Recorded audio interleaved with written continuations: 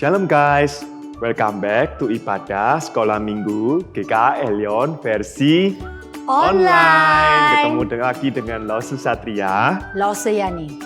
Nah, sebelum kita mengawali ibadah pada pagi hari ini, kita akan mengawali dengan ice breaking dulu.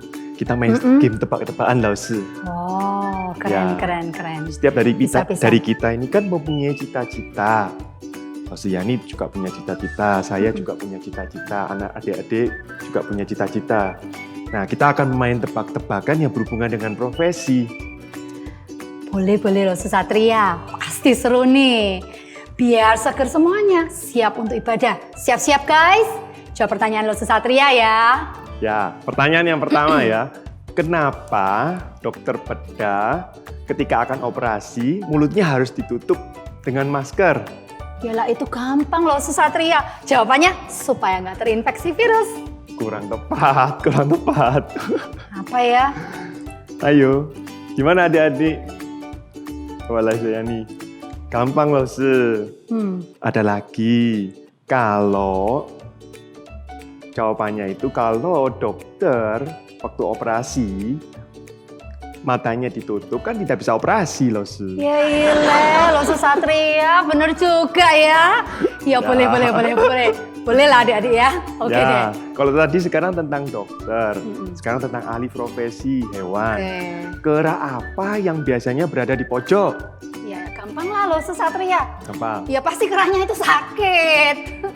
Alah, kurang tepat adik-adik. Ayo gimana adik-adik? Kerane ngantuk Lause Satria. Bukan lah Yani. Keranjang sampah. Keranjang sampah itu kan biasanya ditaruh di pojok gitu. Iya, nggak apa-apa. Boleh ya lo. Boleh. Oke, last question ya. Oke, siap-siap. Ya. Biasanya pedagang membawa lemari apa yang bisa dibawa-bawa dan ditaruh di kantong? Ayo. Yang bener Lause Satria ini mulai ngayal nih. Mana ada kantong yang bisa muat lemari, apalagi lemarinya dibawa-bawa. Ada loh Yani. Apa guys? Coba. Kalian tahu ada 5 ribuan. Uang 5 ribu itu kan bisa dimuat di kantong dan dibawa ke mana-mana. Ya lah Lause Satria, ada aja. Boleh. Oke. Guys, sekarang kita akan masuk ke dalam ibadah. Sebelumnya kita akan berdoa. Yuk kita mari berdoa. Tuhan Allah Bapa kami yang bertata di dalam kerajaan surga, sungguh kami bersuka cita dan bersukaria Tuhan. Kalau pada pagi hari ini kami boleh bersama-sama beribadah walaupun secara online. Tuhan, kiranya Engkau Allah Roh Kudus yang boleh mempersiapkan setiap hati anak-anak kami yang mengikuti ibadah pada pagi hari ini. Kiranya nama-Mu Tuhan Yesus yang boleh dipermuliakan dan ditinggikan ibadah ini ya Tuhan. Dan biarlah Tuhan, firman Tuhan yang dibawakan boleh Kau bawa dalam kehidupan anak-anak kami. Dan boleh merubah mereka menjadi murid-murid Kristus yang sejati ya Tuhan. Terima kasih ya Tuhan, pimpin dari awal sampai akhir ibadah pada pagi hari ini. Hanya di dalam nama Tuhan Yesus, Juru Selamat kami yang hidup. Amin. Amin.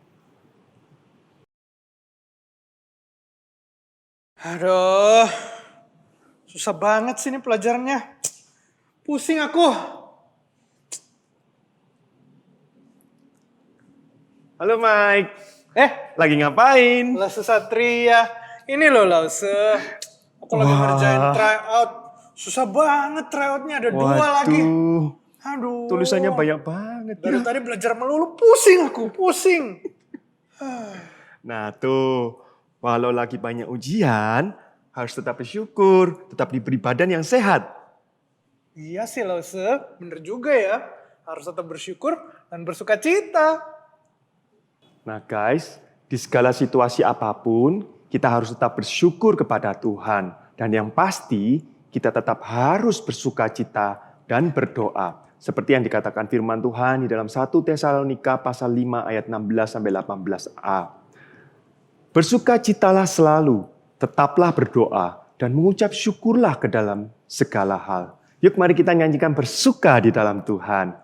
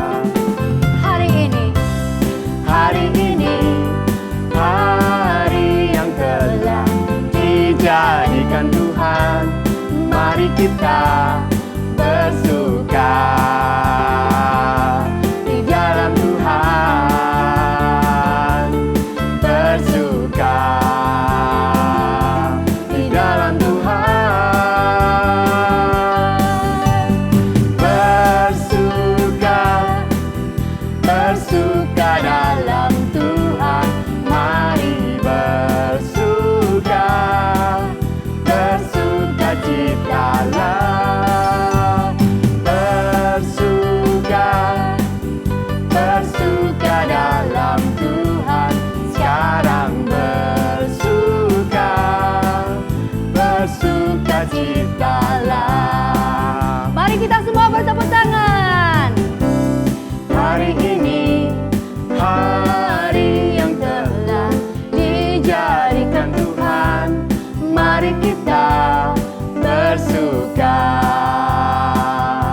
di dalam Tuhan. Bersuka di dalam Tuhan. 1, 2, 3, go! Bersuka, hey! Bersuka dalam Tuhan. Mari bersuka, bersuka citalah. Bersuka, hey! Bersuka dalam Tuhan. Sekarang bersuka, bersuka citalah. Sekarang bersuka, sekarang bersuka. Mari bersuka, bersuka citalah.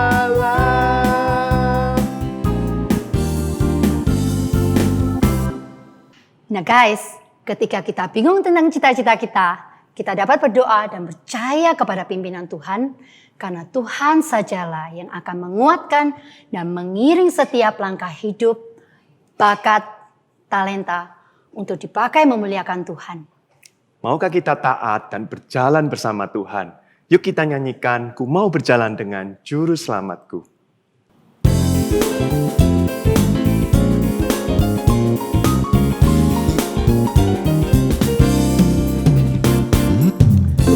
Mau berjalan dengan juru selamatku di lembah berbunga dan berair sejuk. Yang kemana juga aku mau mengikutnya, sampai aku tiba di negeri baka. Ikut, ikut, ikut Tuhan Yesus, ku tetap mendengar dan mengikutnya. Ikut, ikut, ikut Tuhan Yesus, yang kemana juga ku mengikutnya. Mari adik-adik, bersama-sama kita bertekad mengikuti Tuhan. Ku mau berjalan dengan juru selamatku di lembah gelap ibadah yang menderu. Aku takkan takut bahaya apapun, bila ku dibimbing dengan Tuhanku. Ikut, ikut, ikut Tuhan Yesus, ku tetap mendengar dan mengikutnya.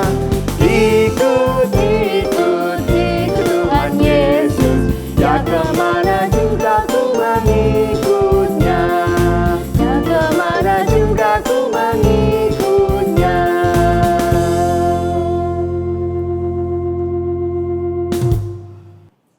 Wah, Mike lagi ngapain lagi?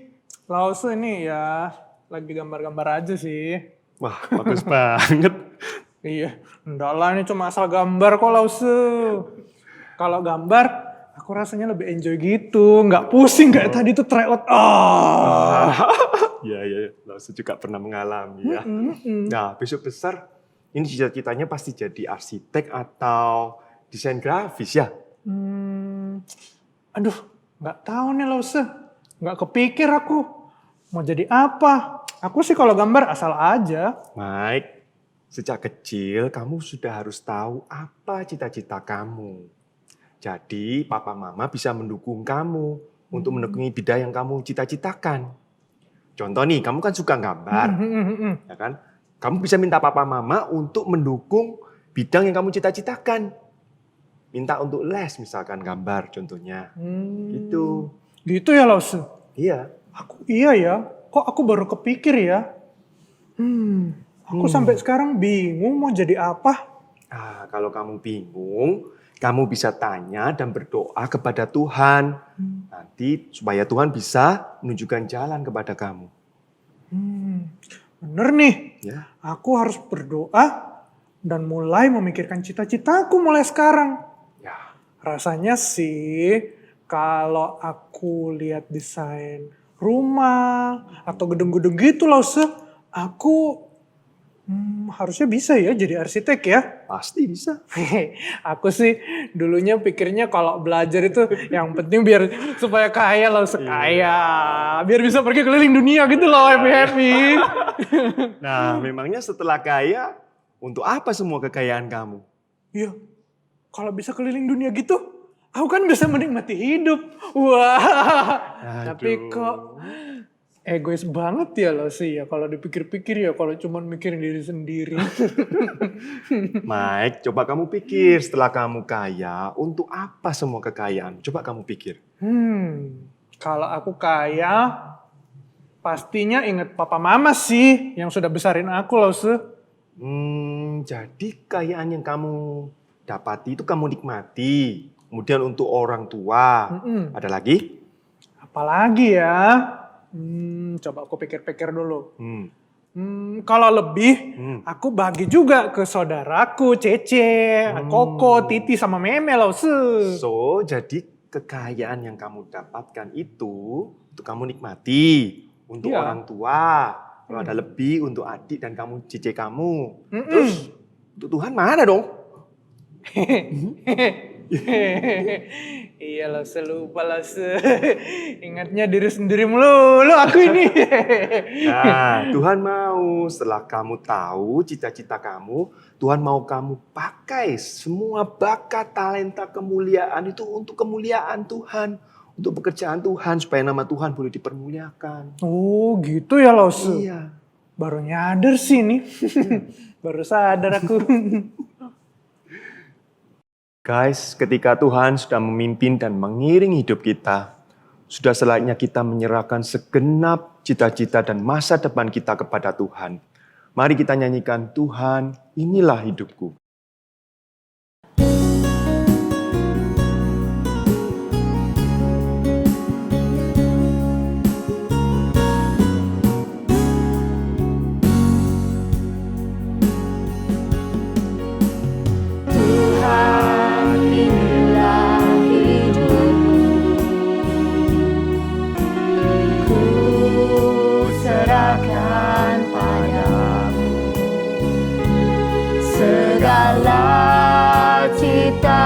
Cita-citaku, masa depanku menjadi milikmu. Jadikan kami terangmu di tengah kegelapan dunia, membawa bangsa-bangsa kepadamu. Tuhan, ini kerinduanku, bagimu Tuhan seluruh hidupku. Pakailah Tuhan bagi kemuliaan-Mu,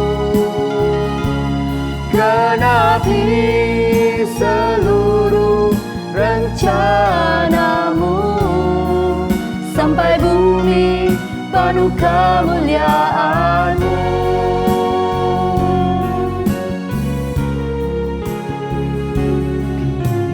Tuhan, inilah hidupku, ku serahkan padamu segala cita-citaku, masa depanku menjadi milikmu. Jadikan kami terangmu di tengah kegelapan dunia, membawa bangsa-bangsa kepadamu. Tuhan, ini kerinduanku, bagimu Tuhan seluruh hidupku. Pakailah Tuhan bagi kemuliaan-Mu,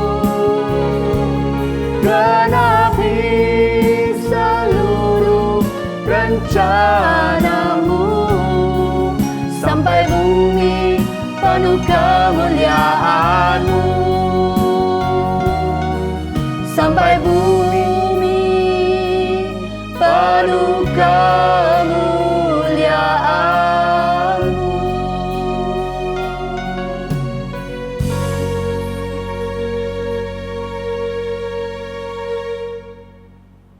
Selamat pagi adik-adik, jumpa lagi dengan Loselingke yang hari ini akan membawakan firman Tuhan dengan tema Aku dan Cita-citaku. Sebelumnya mari kita masuk di dalam doa. Tuhan Allah Bapa kami yang baik, senang sekali hari ini kami bisa kembali mendengarkan firman Tuhan yang akan berbicara kepada kami mengenai aku dan cita-citaku.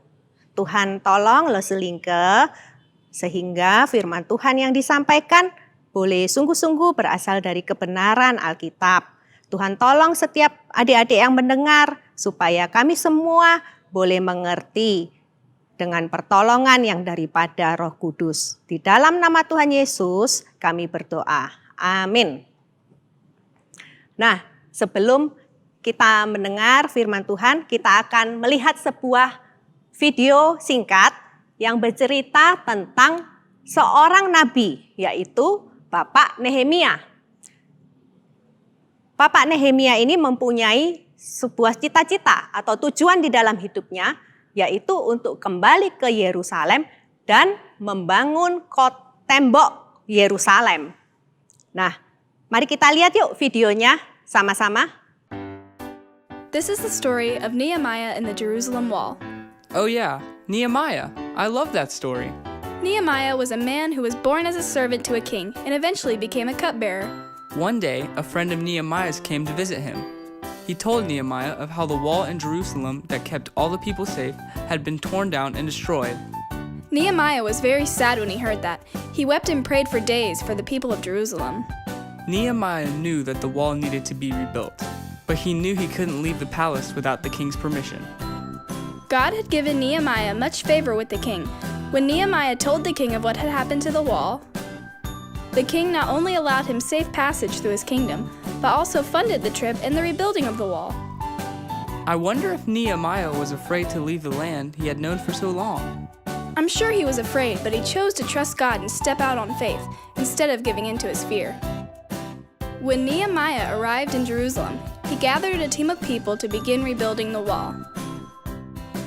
While they built the wall, Nehemiah and his men were made fun of.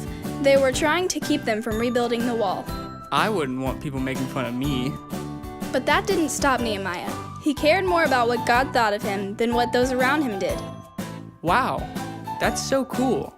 I want to be like Nehemiah. The people worked from sunup to sundown, continuing until the wall was complete.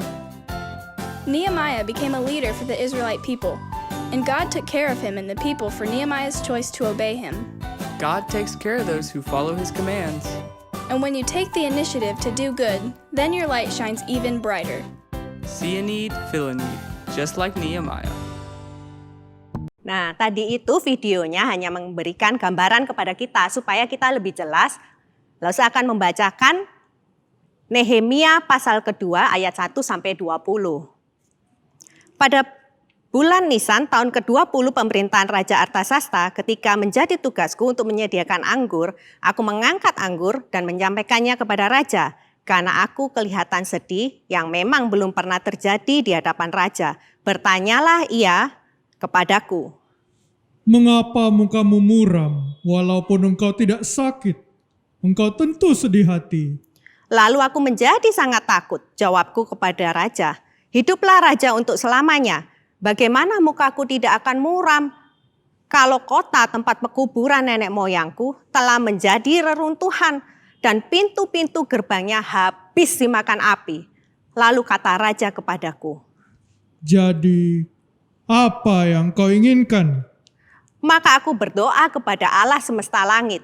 Kemudian jawabku kepada raja, "Jika raja menganggap baik dan berkenan kepada hambamu ini, utuslah aku ke Yehuda, ke kota pekuburan nenek moyangku, supaya aku membangunnya kembali."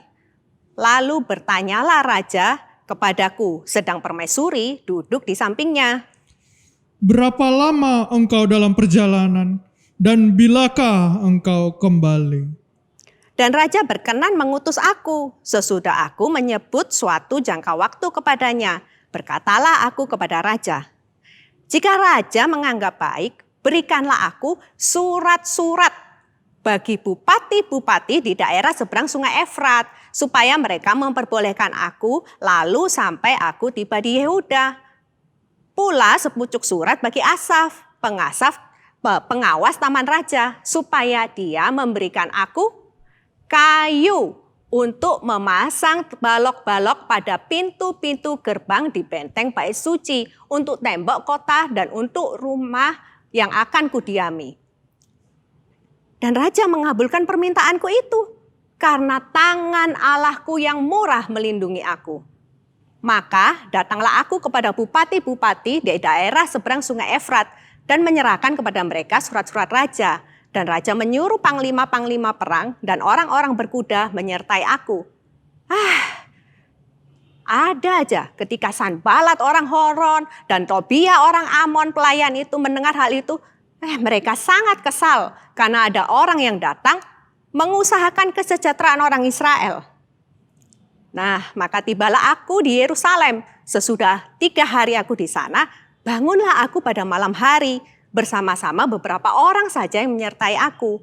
Aku tidak memberitahukan kepada siapapun rencana yang akan kulakukan untuk Yerusalem yang diberikan Allahku dalam hatiku. Juga tidak ada binatang kepadaku kecuali yang kutunggangi. Demikian pada malam hari, aku keluar melalui pintu gerbang lebak ke jurusan mata air ular naga dan pintu gerbang sampah. Aku menyelidiki dengan seksama tembok-tembok Yerusalem yang telah terbongkar dan pintu-pintu gerbangnya yang habis dimakan api. Lalu aku meneruskan perjalananku ke pintu gerbang mata air dan ke kolam raja. Karena binatang yang kutunggangi tidak dapat lalu ke tempat itu, aku naik ke atas melalui padi pada malam hari dan menyelidiki dengan seksama tembok itu. Kemudian aku kembali masuk melalui pintu gerbang lebak. Demikian aku pulang. Para penguasa tidak tahu kemana aku pergi dan apa yang telah aku lakukan. Karena sampai sekarang aku belum memberitahukan apa-apa kepada orang Yahudi, baik kepada para imam maupun kepada para pemuka, kepada para penguasa dan petugas lainnya. Berkatalah aku kepada mereka, kamu lihat kemalangan yang kita alami, yakni Yerusalem yang telah menjadi reruntuhan dan pintu-pintu gerbangnya telah terbakar. Mari kita bangun kembali tembok Yerusalem supaya kita tidak lagi dicela. Ketika aku beritahukan kepada mereka betapa murahnya tangan Allah yang melindungi aku dan juga apa yang dikatakan raja kepadaku, berkatalah mereka, kami siap untuk membangun. Dan dengan sekuat tenaga mereka mulai melakukan pekerjaan yang baik itu. Lagi-lagi Sanbalat orang Horon dan Tobia orang Amon, dan juga Geshem orang Arab mendengar hal itu. Mereka mengolok-ngolok dan menghina kami. Kata mereka, apa yang kamu lakukan? Apa kamu mau memberontak kepada raja? Aku menjawab mereka, kataku, Allah semesta langit, dialah yang membuat kami berhasil. Kami hamba-hambanya telah siap untuk membangun, tetapi kamu tidak punya bagian atau hak dan tidak akan diingat di Yerusalem. Nah, adik-adik, ini adalah pembacaan dari Nehemia pasal 2. Seperti video yang kita barusan lihat, juga bacaan firman Tuhan, Nehemia ini mempunyai satu cita-cita atau tujuan di dalam hidupnya, yaitu membangun kembali tembok Yerusalem. Dan ada satu orang lagi yang dipakai oleh Tuhan, yaitu Ezra, yang membangun kembali bait suci. Jadi kalau kalian lihat di dalam Alkitab kalian, Ezra dan Nehemia ini letaknya berurutan, seringkali disebut brother book. Mereka berdua dipakai oleh Tuhan untuk kembali ke Yerusalem, return, dan mereka rebuild, membangun kembali tembok dan bait suci. Setelah itu apa cita-cita mereka sudah selesai, lalu mereka bergembira dan pulang? Tidak. Tidak sampai di situ. Mereka bahkan membawa bangsa Israel untuk repent. Membawa bangsa Israel untuk kembali bertobat kepada Tuhan. Nah, apa yang dilakukan Nehemia untuk mencapai cita-citanya? Jelas, tadi kita sudah baca dari ayat 1 sampai 20. Nehemia pertama-tama dia datang kepada Tuhan. Maka dari itu, di dalam Nehemia 1, itu adalah berisi doa Nehemia kepada Tuhan mengenai bangsanya. Nehemia mencurahkan kepada Tuhan apa yang menjadi keinginan hatinya, apa tujuannya, apa cita-citanya. Nehemia tahu benar bahwa dia tidak akan berhasil jika Tuhan tidak menyertai dia. Hanya Tuhan yang membuat rencananya berhasil. Nah, tapi Nehemia tidak hanya berdoa lalu menunggu. Nehemia itu menyusun strategi. Tadi kita baca, raja tanya, kamu mau apa? Dia bilang, aduh perjalanannya jauh. Ya kan? Dia perlu melewati beberapa negara. Seperti kita kalau pergi butuh paspor toh. Nggak mungkin tiba-tiba kamu pergi lalu nggak siap apa-apa. Dia juga meminta paspor, dia juga meminta surat izin. Supaya dia bisa pulang ke Yehuda kembali, ke Yerusalem. Dia harus melewati beberapa daerah. Nah setelah surat selesai, lalu apa lagi? Dia pikir-pikir, membangun tembok yang demikian, dia perlu bahan dong. Ya kan? Dia meminta bahan kepada raja. Dia meminta surat supaya raja memberikan bahan itu, kayu itu kepada dia.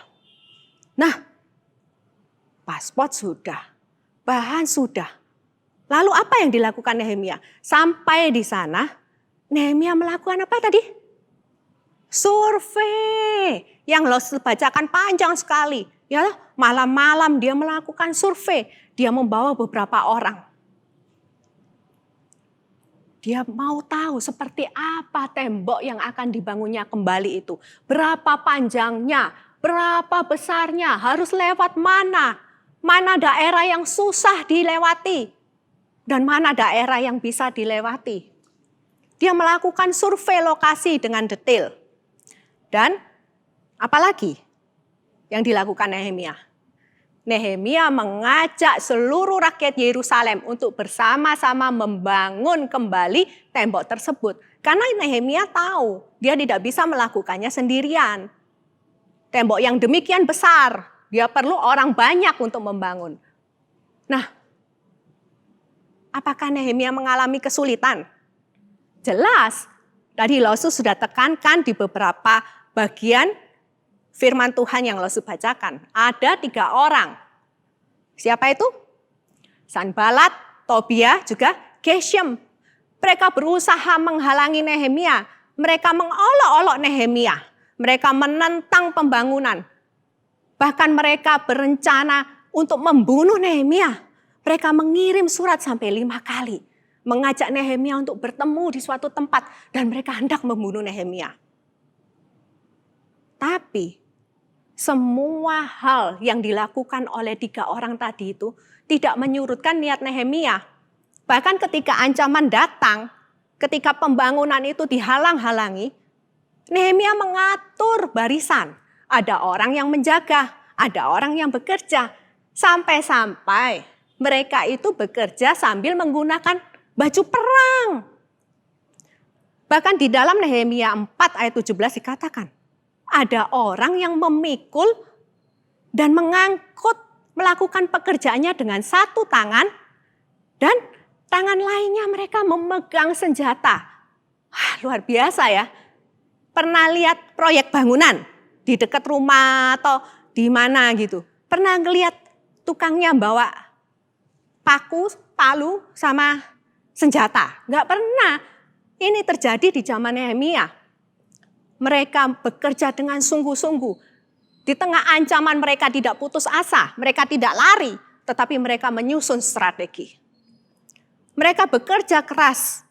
Dikatakan di Nehemia 4 ayat 21, mereka membangun tembok tersebut dari merekahnya fajar sampai terbitnya bintang-bintang.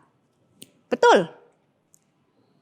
pembangunan itu selesai dengan pertolongan dari Tuhan dalam waktu 52 hari. Mereka tentu bersuka cita, mereka merayakannya. Tapi lebih dari itu,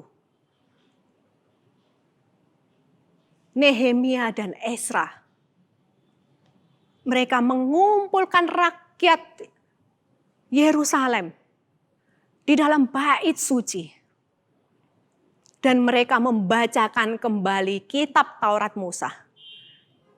Kitab yang bercerita tentang bagaimana Allah mengasihi bangsa Israel, bagaimana Allah memanggil Abraham, Ishak, Yakub, dan bagaimana Allah yang setia kepada perjanjiannya. Bagaimana Allah yang membawa mereka keluar daripada tanah Mesir.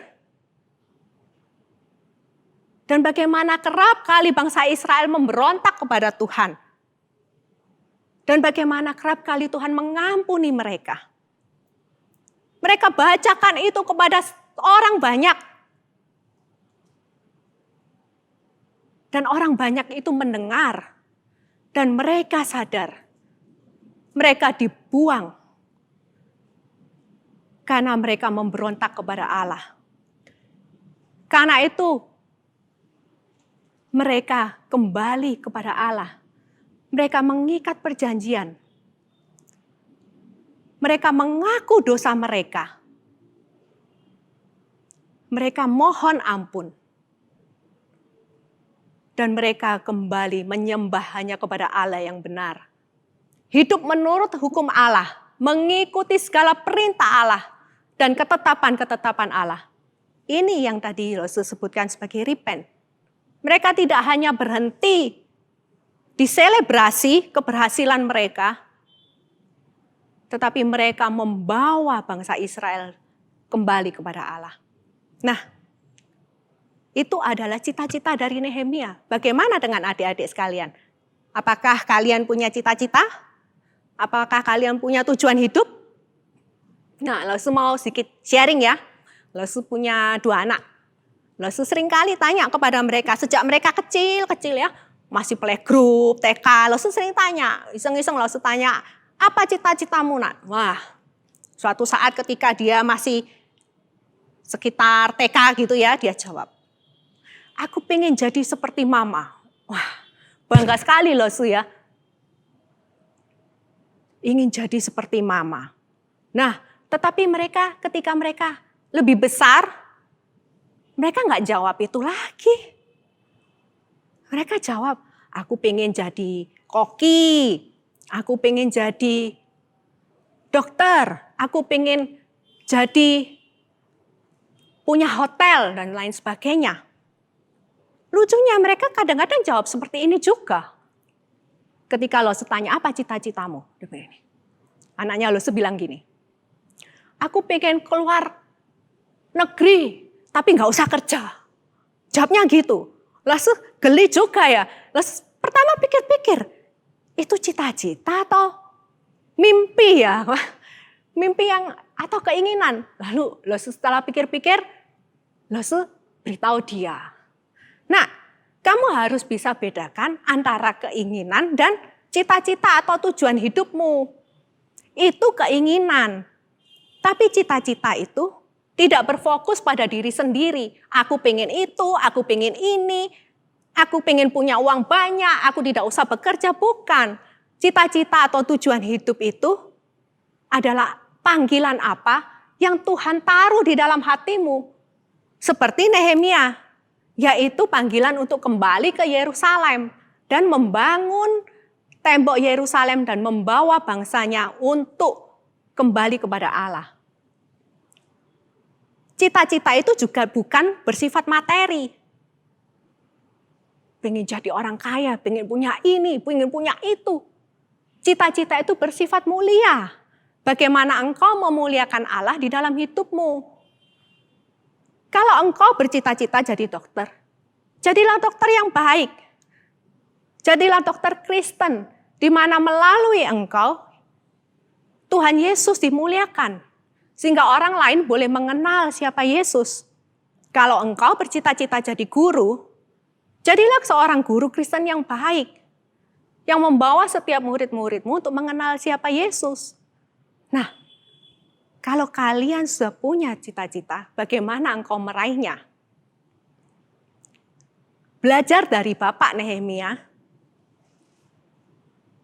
kita harus yang pertama-tama, kita harus berdoa kepada Tuhan. Datang kepada Dia, karena Dia hanya Tuhan saja yang bisa membuat cita-citamu berhasil. Berkali-kali di dalam Nehemia, di kitab Nehemia dicatat bahwa Nehemia ini kerap kali berdoa kepada Tuhan. Ya Allahku, ingatlah kepadaku. Berkali-kali. Nehemia ingat betul siapa yang membuat dia berhasil. Nah, setelah engkau mengandalkan Tuhan, jangan lupa juga, engkau harus menyusun rencana. Seperti Bapak Nehemia tadi ya, dia menyusun rencananya, minta paspor, minta kayu dan lain-lain. Kenapa? Karena meraih cita-cita itu bukan waktu yang singkat. Bukan kayak kamu pengen telur dadar, terus kamu ambil dari kulkas, terus kamu kopiok-kopiok, kamu goreng, jadi telur dadar kamu makan. Bukan. Meraih cita-cita atau tujuan hidup itu adalah waktu yang sangat panjang. Sehingga engkau memerlukan sebuah rencana. Bagaimana supaya engkau berhasil? Sekolah apa yang harus engkau ambil? Jurusan apa yang harus engkau pilih? Ke sekolah manakah harus engkau tuju? Dan jangan lupa, kerjakan bagianmu dengan sungguh-sungguh. Bekerja keras seperti Nehemia dan seluruh rakyat Yerusalem. Mereka bekerja sangat keras. Tentu saja, mungkin akan ada banyak orang yang menghina kamu. Seperti 3 orang tadi. Yang menentang kamu. Mungkin saja mereka orang-orang terdekatmu. Nah, kalau ada parents yang hari ini ikut dengar, jangan seperti 3 orang tadi ya, bagi anak-anakmu ya. Karena Losu juga kadang-kadang seperti 3 orang tadi. Losu tanya kepada anak Losu, pengen jadi apa? Pengen jadi artis. Artis seperti Blackpink katanya. Wah, yang Korea itu kan nari sama nyanyi. Dalam hati Losu pikir ya, aduh, Blackpink atau Black apa? Mana bisa gitu loh. Dalam hati Losu menghina dia gitu ya. Mana mungkin gitu ya. Jadi artis lah apalah. Tapi setelah Losu berpikir sejenak, Losu pikir, loh semua artis itu mereka juga bekerja keras. Nggak ada yang tiba-tiba jadi artis. Mereka ada yang sekolah, di bidang teater, akademi. Mereka ada yang ambil jurusan itu, khusus di art. Nah, maka Losu minta ampun ya pada Tuhan ya. Losu tanya pada Tuhan, bagaimana caranya supaya bisa mendukung anak Losu. Jadi bukannya malah mengolok-olok dia. Nah, Losu seringkali ambilkan dia kursus-kursus yang sesuai dengan cita-citanya. Biar dia juga belajar mengenal dunia yang dia cita-citakan. Dia ambil kursus vokal, kursus menari, juga kursus acting. Nah, Losu juga berdoa supaya dia bisa mencapai cita-citanya. Tapi Losu bilangin dia terus-menerus, jangan lupa, kalau kamu sudah jadi artis, kamu harus jadi artis Kristen yang sungguh baik. Yang melalui hidupmu itu orang bisa melihat siapa Yesus. Itu tujuan hidupmu. Apa ada artis yang baik? Banyak. Ya kan? Katanya anak Losu, Losu juga baca di beberapa media, ada itu artis Korea yang juga orang Kristen yang baik. Dia artis yang ya zaman sekarang ngomongnya itu keren gitu ya. Dia juga banyak job dan lain sebagainya. Tetapi ketika temannya ulang tahun, dia membelikan apa buat temannya? Bukan perhiasan, bukan baju mewah, bukan. dia belikan Alkitab buat temennya yang ulang tahun. Wah, sampai itu rame di medsos-medsos. Tahu siapa itu? Nah, yang penggemar Korea pasti tahu. Mark-nya NCT ya. Dia belikan Alkitab buat temennya. Sampai temennya ditanya suatu saat di media. Kalau kamu boleh menggambarkan Mark ini, kamu gambarkan dia sebagai apa? Temennya bilang, dia orang Kristen yang rajin baca Alkitab. Nah, ya, bisa jadi artis yang Kristen yang baik. Pasti bisa. Jadi apapun juga, jangan lupa engkau harus membawa orang lain datang kepada Tuhan. Mengenal siapa Allah, menjadi kesaksian bagi banyak orang. Banyak loh contoh lainnya. Ada lagi yang kamu pasti tahu. Ayo, ini siapa ayo fotonya? Siapa? Atlet basket terkenal ini. Siapa? Stephen Curry. Ada satu quote-nya dia yang terkenal. There's more than me than just this jersey I wear. That's Christ living inside of me. Nah, ada juga atlet lainnya. Peraih medali emas, perak, dan perunggu. Jackie Joyner Kersee. Seorang Kristen yang taat, seorang anak Tuhan yang baik. Dia berkata, well, Jesus Christ God, there's no way I could have accomplished all the things I have been blessed to do. Because I know it just wasn't me. And still today, He leads my life. Aku tahu Tuhan, aku tidak mungkin dapat meraih semuanya ini kalau bukan karena Tuhan. Ada kuasa yang lebih besar daripada dia yang membantu dia untuk mencapai cita-citanya. Dan sampai sekarang Tuhan tetap memimpin hidupnya. Nah, bagaimana dengan adik-adik sekalian? Apakah engkau sudah punya cita-cita? Mungkin engkau masih punya banyak keraguan. Tanya kepada Tuhan, datang kepada Dia, berdoalah. Apa yang Tuhan mau engkau kerjakan? Panggilan apa yang Tuhan sediakan buat hidupmu? Dan serahkanlah itu kepada Tuhan. Hanya Tuhan yang akan membuat engkau bisa berhasil mencapai cita-citamu. Mari kita masuk di dalam doa. Tuhan, kami mengucap syukur kalau hari ini kami bersama-sama belajar dari Nabi Nehemia. Bagaimana dia dipanggil secara khusus untuk Tuhan untuk kembali ke Yerusalem, untuk membangun tembok Yerusalem, dan untuk membawa bangsa Israel bertobat. Tuhan, kami berdoa, kiranya Engkau juga bekerja di dalam hati anak-anak yang mendengar firman hari ini. Supaya mereka juga dengan jelas, pikiran yang jelas, hati yang jelas, mereka boleh mengetahui panggilan apa yang Tuhan sediakan di dalam hidup mereka.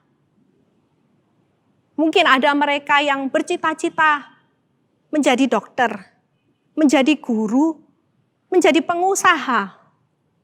Oh Tuhan, kiranya Engkau yang tahu setiap hati mereka. Dan kiranya Engkau yang membuat mereka berhasil ya Bapa.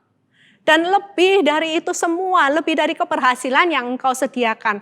Biarlah Engkau juga memakai mereka menjadi saksi bagi banyak orang melalui pekerjaan mereka, melalui cita-cita mereka. Karena kami percaya Tuhan, setiap kami ini adalah anak-anak-Mu yang dipanggil untuk memuliakan nama-Mu. Terima kasih Tuhan, sertai setiap anak-anak dan juga sertai setiap orang tua supaya mereka juga boleh membantu anak-anak mereka untuk mencapai panggilan Tuhan. Hanya di dalam satu nama, Tuhan Yesus, Juru Selamat kami yang hidup, kami berdoa. Amin. Adik-adik, ayat hafalan minggu ini diambil dari kitab Nehemia 2 ayat 20a. Kita baca sama-sama ya. Aku menjawab mereka, kataku, Allah semesta langit, dialah yang membuat kami berhasil. Sekali lagi ya. Nehemia 2 ayat 20a. Aku menjawab mereka, kataku, Allah semesta langit, dialah yang membuat kami berhasil. Nah guys, sekarang kita mengerti bahwa untuk tahu cita-cita kita, pertama-tama kita harus tanya Tuhan dan andalkan Tuhan dalam hidup kita. Nah, setelah itu kita lakukan bagian kita dengan berusaha dan susun rencana untuk mencapainya. Never give up. Jangan patah semangat kalau banyak rintangan ya. Yang terakhir, tetap yakin dan percaya akan tuntunan Tuhan untuk meraih cita-cita untuk kemuliaan Tuhan. Mari kita nyanyikan denganmu Tuhan.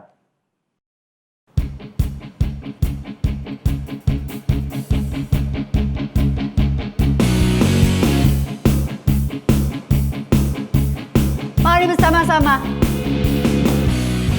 Tak pernah ku ragu akan kesetiaan-Mu. Kau pegang hidupku. Sepenuh jiwaku, ku yakin dan percaya. Kau tuntun langkahku. Yesus, Kaulah Raja dalam hidupku, berkuasa berjaya untuk selamanya. Hanya Kau Tuhan, sumber kekuatan, kuasa-Mu tercurah bagiku senantiasa. Berkat-Mu Tuhan, bukan berjalan dari kemuliaan sampai kemuliaan selamanya. Tak pernah ku ragu akan kesetiaan-Mu. Kau pegang hidupku. Sepenuh jiwaku, ku yakin dan percaya. Kau tuntun langkahku. Yesus, Kaulah Raja dalam hidupku, berkuasa berjaya untuk selamanya. Hanya Kau Tuhan, sumber kekuatan, kuasa-Mu tercurah bagiku senantiasa. Berkat-Mu Tuhan, bukan berjalan dari kemuliaan sampai kemuliaan selamanya.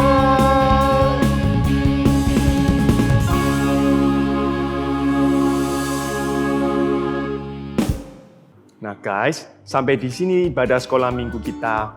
Mulai dari sekarang, tetap mencari tahu apa cita-cita kita. Dan memakai semua talenta, bakat dan cita-cita kita untuk kemuliaan Tuhan. Dan untuk persembahan, kalian bisa memberikan persembahan melalui celengan yang sudah diberikan kepada kalian. Atau kalian bisa minta bantuan orang tua untuk mentransfer ke rekening gereja. Nah, kita sudah sampai di sini ya.